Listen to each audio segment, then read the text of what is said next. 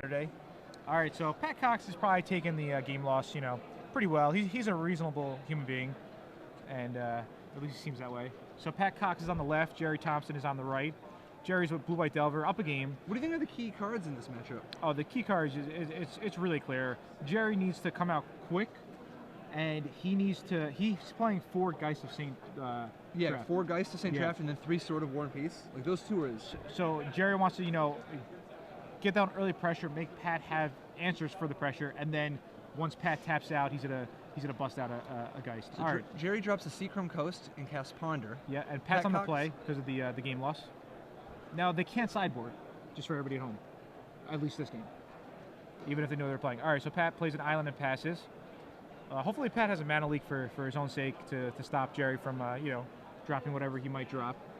Maybe Gerry doesn't really have a lot of 2-drops here. He's got a secret 2-drop. He's got a couple of them. Hopefully he drew one. All right, so there's a Catassian Probe, and he sees 3 lands, a mana leak, a curse, and a Snapcaster. That's what it looks like. Yeah.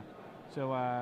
But doesn't have the second black for the curse yet. Yeah, not yet. But I mean, Pat's hands. I mean, it's pretty good. He has mana leak. But curse is really good versus Gerry. The curse actually shuts off all of Gerry's damage sources, outside of the Sword of War and Peace and the Geist of St. Traft. Yep. The sword, of course, won't have very many to hit except for the secret 2-drops. Yeah. All right. So there's a Snapcaster comes down, and Gerry flashes back the Cataxian Probe and passes the turn. Pat chooses not to mana leak it. He doesn't think that the 2/1 is a problem, and it's the right play to not mana leak it. You think so? Yeah, Geist is so much more dangerous. Or the sword. Yeah. So, all right, here comes the Geist, and Gerry just places it right into the graveyard. He knows that Pat's just gonna mana leak it. Pat drew his blue-black dual land off the top previous turn, so now he has access to play the curse on turn 5. So now Gerry's gonna have to figure out. I mean, like Gerry needs, he knows Pat has a Snapcaster plus mana leak available. Yeah. And he's threatening to curse next turn if Gerry taps out. Yeah, I believe it was a Snapcaster that we saw. All right, so there's a Ratchet Bomb. This is a tough spot for Gerry. Yeah. Gerry beats him for 2 again. Gerry must have another Geist in his hand for him to run that Geist right out there. Yeah, but otherwise I feel Gerry would sculpt his hand with like Ponder and stuff. Now it's tough because he should know Pat's hand. Yeah, he knows that Pat has, like, that Ratchet Bomb seems strange because he knows that Pat just has a Snapcaster and a curse. So he's going to stick the Geist, and so even when the curse comes down, Gerry will at least have a Geist to try to go the distance with. Yeah, and instead of it being, 6 a turn, it gets cut down and it's only 4 a turn. But yeah, he's gonna beef up the Ratchet Bomb. I remember one time, like, he's actually using dice, but I remember a story also told me that the OMS brothers use chicken nuggets. All right, so there's a Snapcaster, and the reason why he just ran with the Snapcaster there is because he wants to be able to block the Geist. All right, so Gerry Vapor snags his own Snapcaster in response to the curse. Gerry, 4 land and a Geist of St. Traft, facing on a pretty tough board. Curse of Death's Hold, Snapcaster Mage, Ratchet Bomb, 5 mana, and he knows. He knows Pat Cox is out of gas for the most part. Why do you think Vapor snagging the Snapcaster is it that good? Like, wouldn't you maybe want to hold it for the Geist just when? Well, no, because the curse is in play. Yeah, that's fine, but let that Snapcaster die, right? So now you have a Vapor snag for the Geist when Pat Cox tries to blow the Geist up with the Ratchet Bomb. I think he just wants. I mean, if you wanted to do that, you could always just Snapcaster your Vapor snag and do that anyway. Sure, it's just but this way he gives him the option to, if he wants, to look in his graveyard and with maybe Ponder. Okay, that's fine. Yeah, because he really, really, really wants to find a Sword of War and Peace pretty fast here. Yeah, I mean, he actually saw one with a Ponder right there, so I guess Gerry will have the extra mana later on in the game. Yeah, just gives him a little bit more options. I mean, Vapor Snag is not a great card against Pat. All right, so Pat takes 3 damage from the token. And yet another third Geist. All right, yeah, maybe he had a third Geist as well, or maybe just. So Pat not a lot of. Did he beef up the Ratchet Bomb? It went really quick. Yeah. I mean, I felt like he definitely should have. So Gerry, up to 5 mana, Geist of St. Traft, number 3 on the table. Yeah, he's got a full grip. And like 2 Ratchet Bomb counters is pretty good to have, but like 3 is also really good. So the turn that Gerry tries to play the sword, you can just kill it. You know what I'm saying? Yeah, and it also hits the Geist. I think 3 is definitely the magic number. Yeah. All right, so there's a Cataxian Probe. What is it? 2 lands. Wow. He catches Cox with his without his defenses down. Yeah. A lot of ponders in his hand. Yeah, this is really bad shape for Pat. I don't know. Curse of Death's Hold goes a long way. Yeah, it does.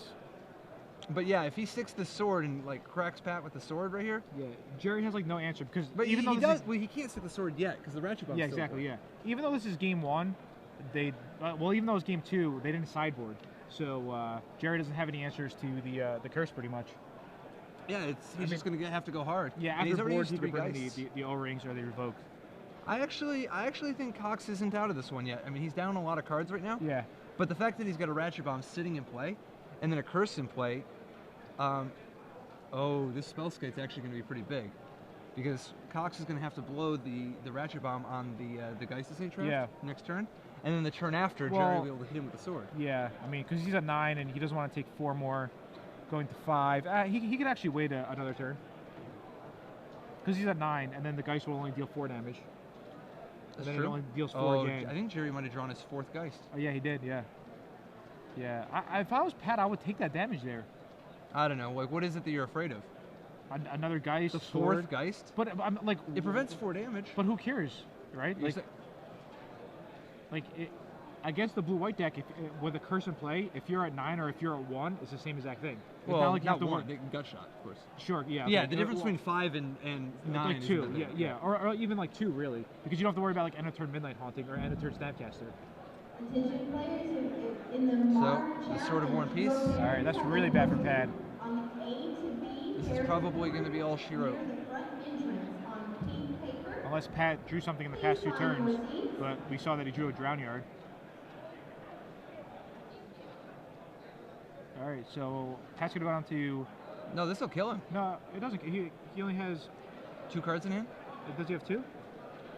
Yeah, so it doesn't. Oh, it takes him to 1. Yeah, it takes him to 1, right? So it's 3, 6. Yeah, it takes him to 1. That's 8 damage. Pat needs to like Drown Yard himself and hope to hit like a Think Twice right here. All right, he had a Think Twice. It looks like. He did. Now he needs to draw like a Tribute would be like pretty good. Tribute's okay, but it gains 4 from the Spellskite. As like, Black Sun Zenith, I think is the Black ideal Sun, draw here. Yeah, that's really good. If we see him like Drown Yarding himself again, we know that it's really bad news for Pat. Yeah. Like a main phase Drown Yard. A second Curse would not do it. No. I think Black Sun No, second Curse would do it. Because the Spellskite would still be a 0 power. Oh, Liliana. He's going to need more than that, though. Yeah, Liliana can kill the Spellskite. Yeah. But he's going to need 1 more. It's interesting if he doesn't actually use it on Spellskite. If he just has a Doomblade in his hand and he Doomblades the Spellskite now that it's actually resolved. Like he Doomblades the Spellskite, then he Edicts and hits the Geist. Yeah, but I mean, Gerry's only counter is Mana Leak there anyway. And plus, like, he has the, So he needs like a tribute. Yeah. Looks like it's a done deal. Probe. He sees that the game is over. All right. Wow. All right. That's unfortunate because like Pat Cox versus Gerry Thompson is like a really good match. They're both good players, 2 of the best archetypes. But unfortunately, Pat Cox got a game loss, and you got to be careful. Yeah. Deck registration is a very, very serious thing.